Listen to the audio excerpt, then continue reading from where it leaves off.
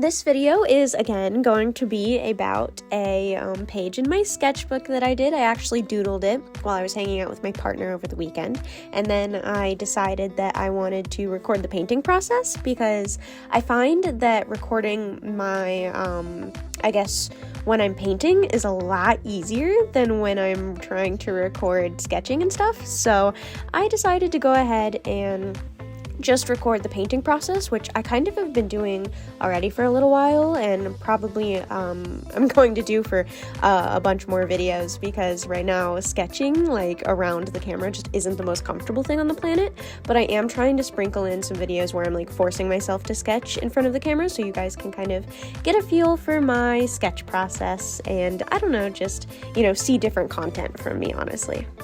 This spread is going to be dedicated to more fish and also trying to draw, I don't know if owls are birds, but a bird that I've never really tried to draw before, which is an owl.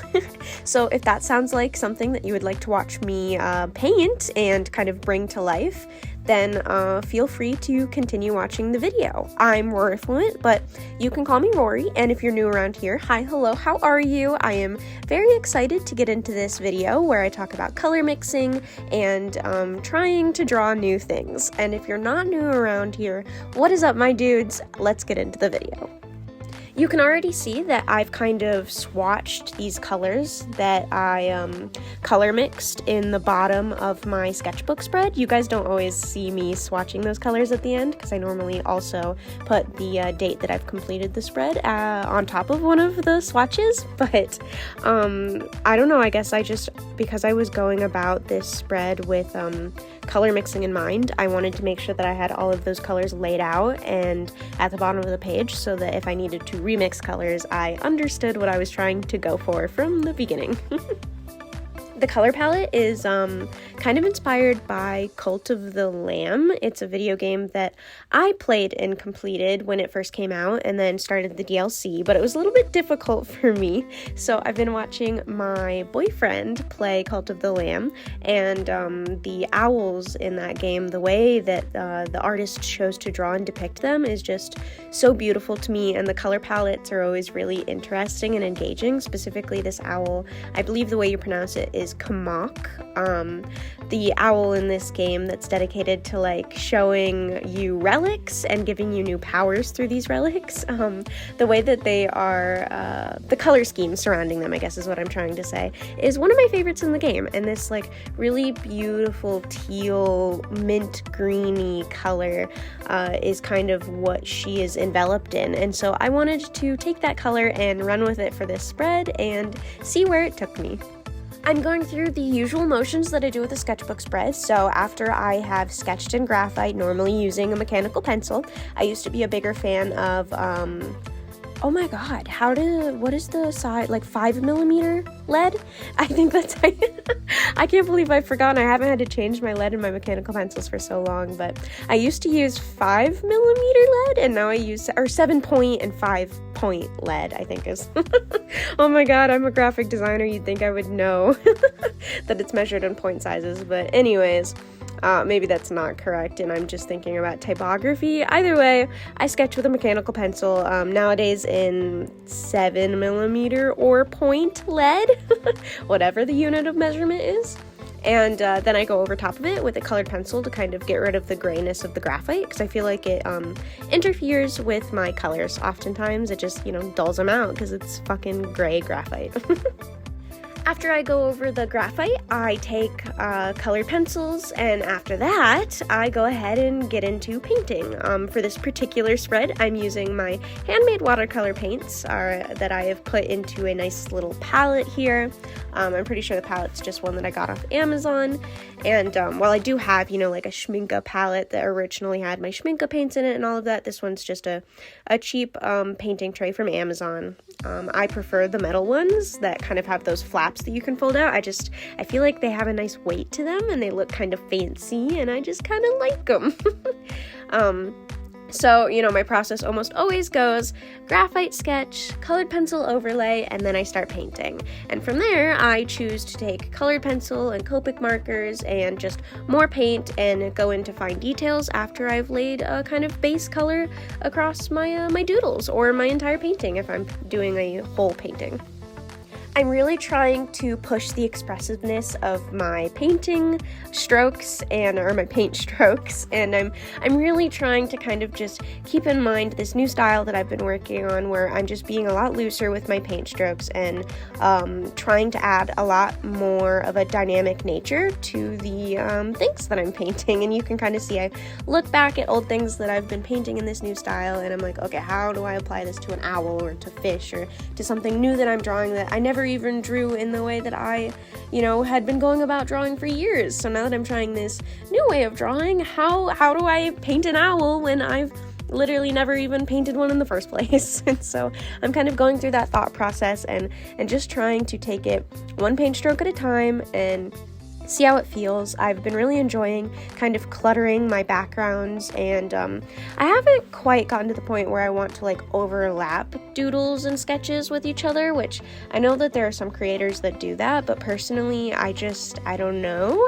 I don't want to do that yet. I've gone through phases in my sketchbooks, especially older ones, where I used to clutter it a lot more than I am, even right now in this spread.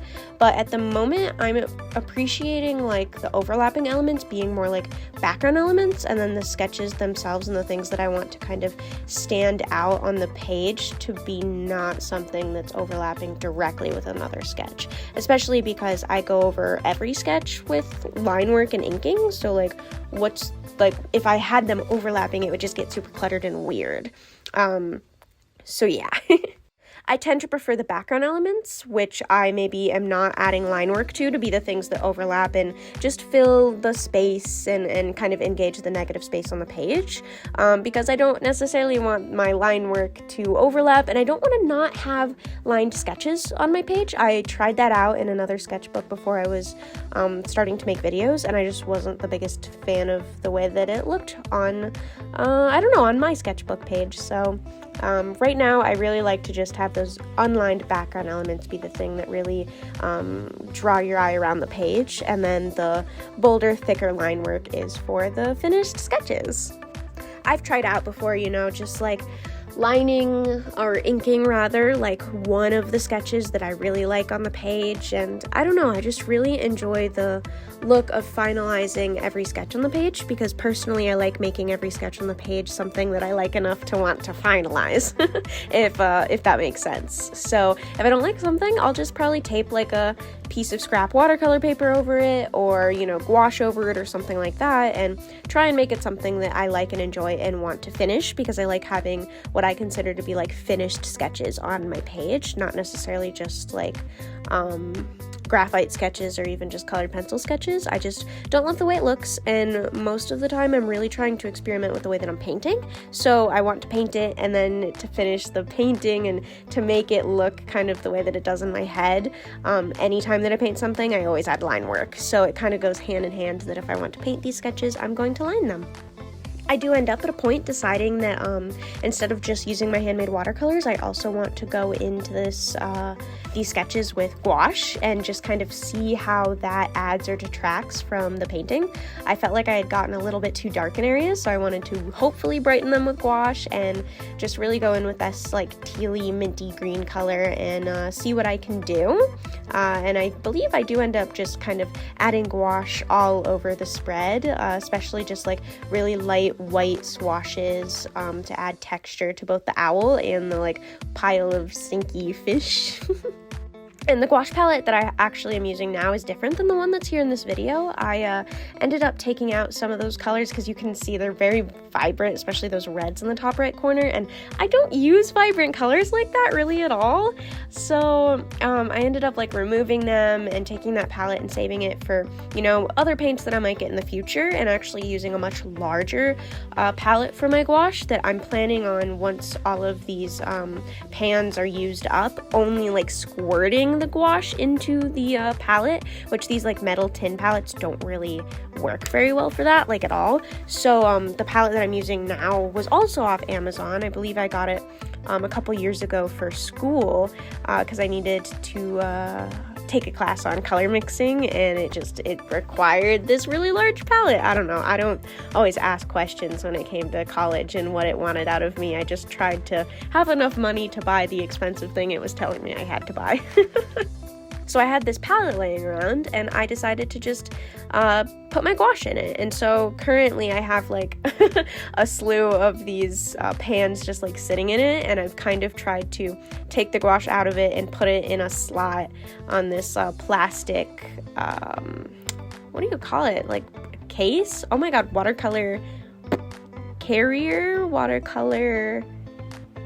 What are the metal tins and the plastic tins? What are they called? I'm having like a whole fucking like brain fart and I can't come up with whatever it's called. But basically, instead of it being metal, it's plastic, and it has these dishes in it that I can squirt the individual colors into without them running together while they're kind of loose. And so I decided that for gouache, that was probably going to be better. And, I had heard for years that, using gouache fresh from the tube was a lot better than the pans. It was just what I was used to, using these, like, tin carriers to put my gouache in and put my watercolors in. And so I was like, why wouldn't I do that for gouache? And I don't know, I decided I wanted to use the thing that I had laying around, even though it's way bigger than what you were seeing me use the size of the tin that I had the gouache in currently, and then like even this watercolor one, it's like way bigger than that. But I do think overall it'll be much better and easier for me because I can use the gouache straight from the tube that way. You'll probably see it crowding in videos now, the ones that I release after these last few, because it's just this giant monstrosity of like palette, a mixing palette. That's what they're called. Watercolor palette. It's a palette. Okay, now I remember. So it's like this plastic palette that has these wells in it that you can squeeze the tubes into and they won't run together and everything like that. So I love that because the paint can just sit there and I can do a little bit and a little bit more, and even if it sits there and dries, it's just gouache, so I can reactivate it, but at least it's not always constantly being reactivated and just sitting in this pan. So I think overall it's going to be much better for me to have the giant monstrosity of a gouache palette. And, I'm hoping that eventually I'll be able to have a larger desk space so the large palette won't actually be an issue.